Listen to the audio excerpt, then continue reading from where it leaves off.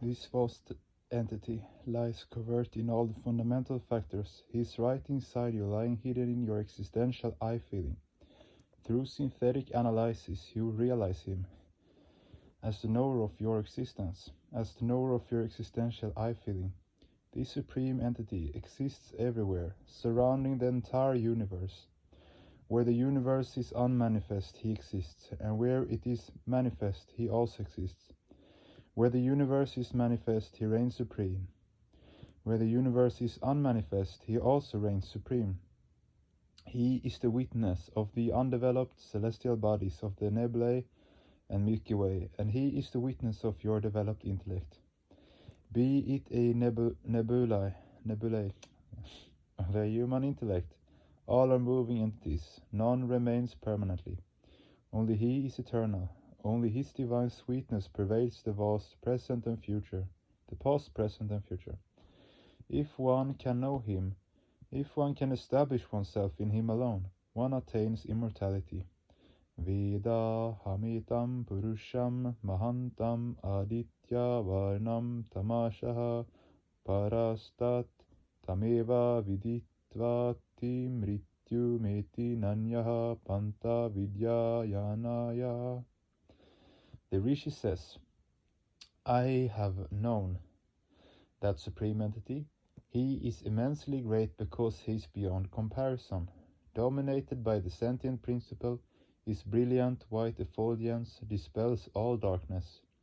He was, he is, and will remain. By knowing him alone, one overcomes death. Only by constantly ideating on him can one escape the judgment of the arbiter of death. Yasmat param napara shmati kinchid yashmana nainyo yenaya yoshti kinchit priksha iva stavdo divi tishtatika stenedam purnam purushena sarvam. Beyond him there is no second entity. None but he alone can claim superiority. Others' vanity crumbles to dust before his vastness. He is constantly engaged in the divine play of creation, converting his vast mind into minute fractions, smaller than atoms. So tiny are his unit manifestations that none but he can claim minuteness. So vast is he, as the supreme arbitrator of the sport of creation, that none but he can claim his vastness. As Purushottama, he lies covert as the witness of the subtle realms of all subtle entities. As calm and tranquil as the towering forest trees, he lies hidden in all entities in his individual and pervasive association, and fills everything with his cognition. While measuring his minuteness, you may think that the molecules is the smallest particle, but on further analysis you will discover that you are wrong, for atoms are even smaller. And when you probe even deeper, you will discover smaller particles such as protons, electrons, neutrons, etc. In the process of further analysis, your mind will lose its capacity to function, for you can never discover the smallest particle. You can never measure his minuteness. The same thing applies to his vastness. If you proceed along the path of synthesis, your mind will also cease to function. You will never fathom his vastness. This universe is the collection of his innumerable finite expressions. Yet it is also established as a continuous vast unbroken entity. Yato yaduttarat taram tadrupa mana mayam ya ita viduram ritashte bhavantya tetare dukkam eva piyati. If you move along analyzing the theory of causation, you will arrive at the cause by seeing the effect. Thereafter you will see that the cause is the effect of a previous cause. The cause of a rasagola is milk, and the milk is the effect of the cow. Thus you will discover the unbroken thread of causation. While following this thread, your mind will get fatigued and will be compelled to stop thinking further, because at the end of the thread there lies the supreme cause, the cause of all causes, the supreme Brahma. He is the universal Father, but himself is self-created, Svayambhu.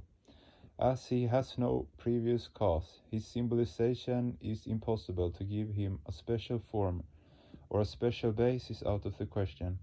One who realizes Brahma in this way attains immortality, but the one who tries to attain him in a limited way by making images of him, by eulogizing him, or by ascribing limitations of caste, color, community to him, and by worshipping those limited forms, meet with utter disappointment. Those foolish people who worship their deities with ulterior motives are sure to suffer devastating consequences. Only when one has embraced the supreme cognitive force with utmost reverence, single-minded devotion, and extreme sincerity can one hope to be established in immortality, the permanent cessation of the tribal afflictions. That which removes human afflictions is called artha. As the pangs of hunger are removed by food, the means of procuring food is called artha. The pain of disease is alleviated by medicine, hence the means of procuring medicine is called artha. Artha, however, cannot bring permanent relief to pain and miseries. Hunger removed today will return tomorrow. A disease cured today may strike again tomorrow. Artha cannot guarantee permanent security or lasting happiness. But in Brahma, the entity who liberates one from all mundane ailments and the cycle of rebirth, lies the total cessation of all afflictions, the freedom from all ailments. He is the only dependable panacea for microcosmic distortions and imperfections. There is none other than him. Nanyaha Panta Vidyate Ayanaya. Kartik Purnima 1956 TMC in Subhal.